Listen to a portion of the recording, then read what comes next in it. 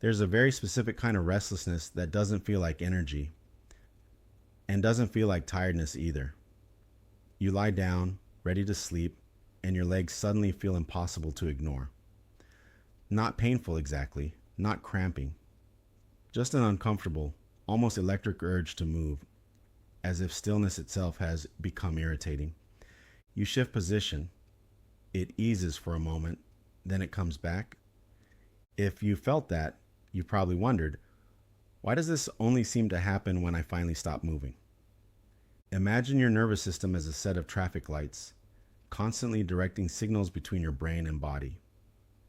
During the day, movement, sensation, and awareness flow in a balanced rhythm: green, amber, red, everything coordinated without much thought.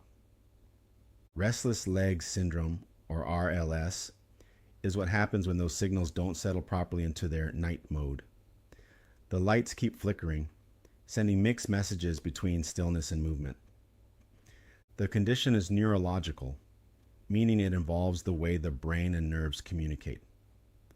One of the key players here is dopamine, a neurotransmitter, a chemical messenger that helps regulate movement, motivation, and coordination. Dopamine acts like a smoothing signal. It helps fine-tune motor activity so movements are controlled and appropriate.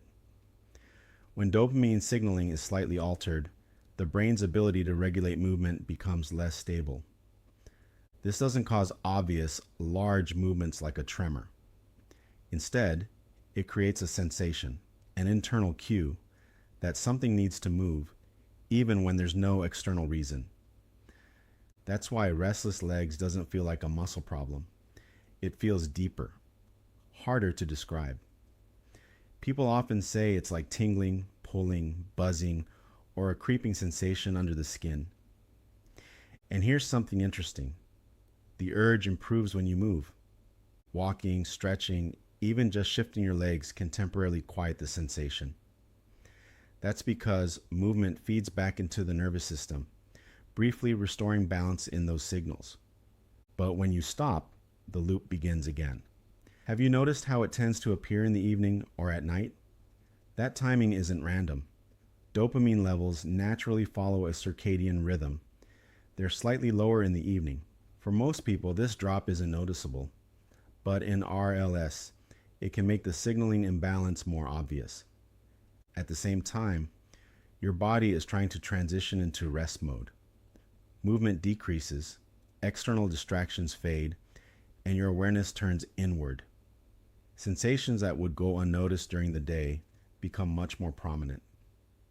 Another key factor is iron. Not just the iron in your blood, but iron in the brain. Iron is involved in dopamine production and function. When brain iron levels are lower, dopamine signaling becomes less efficient. This is one reason why restless legs is sometimes more common during pregnancy or in certain nutritional states. The body is redistributing resources, and the brain can be affected in subtle ways.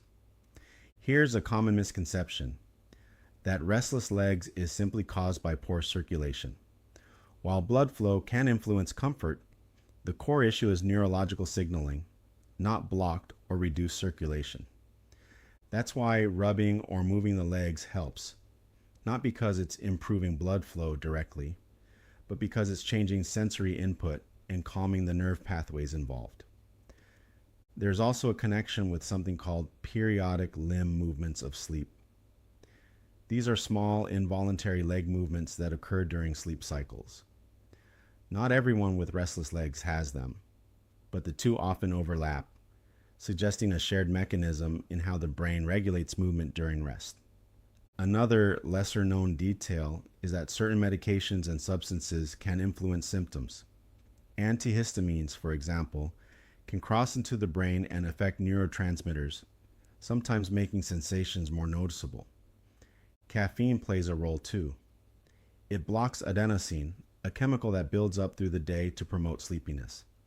When adenosine is blocked, the nervous system remains slightly more activated, which can amplify restlessness in the evening.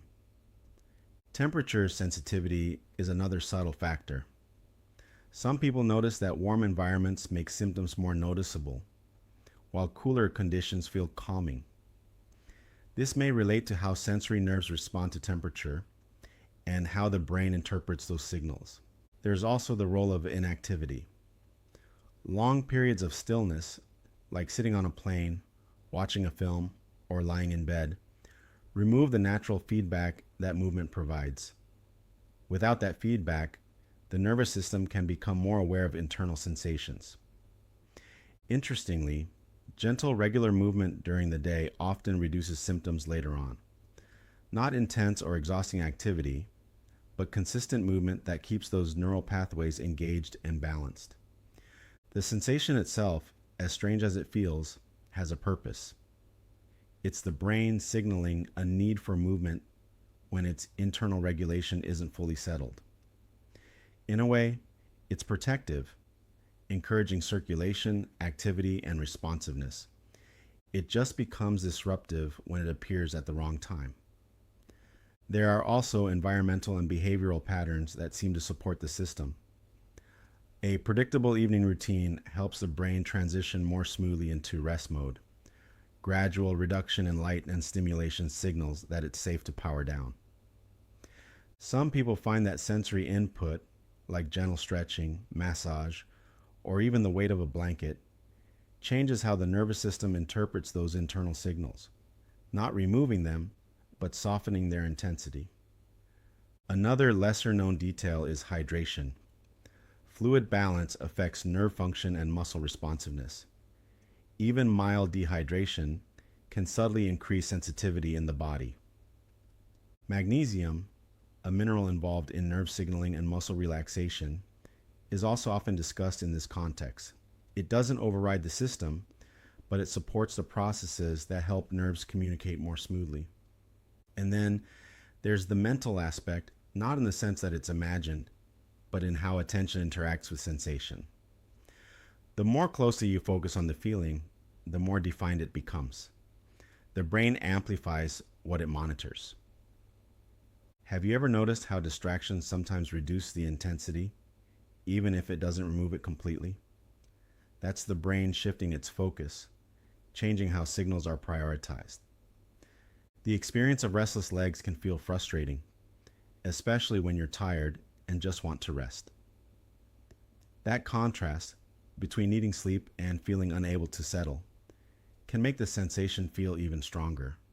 But underneath it, your body is still doing what it's designed to do. It's sensing, signaling, adjusting. The system isn't broken. It's just slightly out of rhythm. The traffic lights are still working. They're just not quite syncing the way they usually do. And over time, with the right balance of movement, rest, and environment, that rhythm often becomes steadier again. So when that familiar restlessness appears, when stillness feels uncomfortable and movement feels like relief, it isn't something random or unexplained. It's your nervous system communicating in the only way it knows how. Not asking you to fight it, just asking, quietly and persistently, for a different kind of balance. Here are 5 natural, evidence-based ways that can help support the body with restless leg syndrome. 1. Maintaining adequate iron levels. Iron plays a key role in dopamine function in the brain, which is involved in movement regulation. Low iron, especially in brain tissue, has been strongly linked to restless leg symptoms, even when general blood levels seem normal. 2. Regular moderate movement during the day. Gentle, consistent activity like walking or stretching helps regulate nerve signaling and reduce symptom intensity later in the evening. Long periods of inactivity tend to make symptoms more noticeable. 3. Limiting caffeine, especially later in the day. Caffeine stimulates the nervous system and can interfere with adenosine, a chemical involved in relaxation and sleep. Reducing intake, particularly in the afternoon and evening, may ease symptoms. 4. Supporting good sleep timing and routine. A consistent sleep-wake rhythm helps stabilize dopamine patterns and overall nervous system balance. Irregular sleep can make symptoms feel stronger and more disruptive at night. 5. Magnesium and relaxation support. Magnesium contributes to muscle relaxation and nerve function. While not a direct fix, adequate levels can support smoother signaling and reduce the intensity of sensations in some people.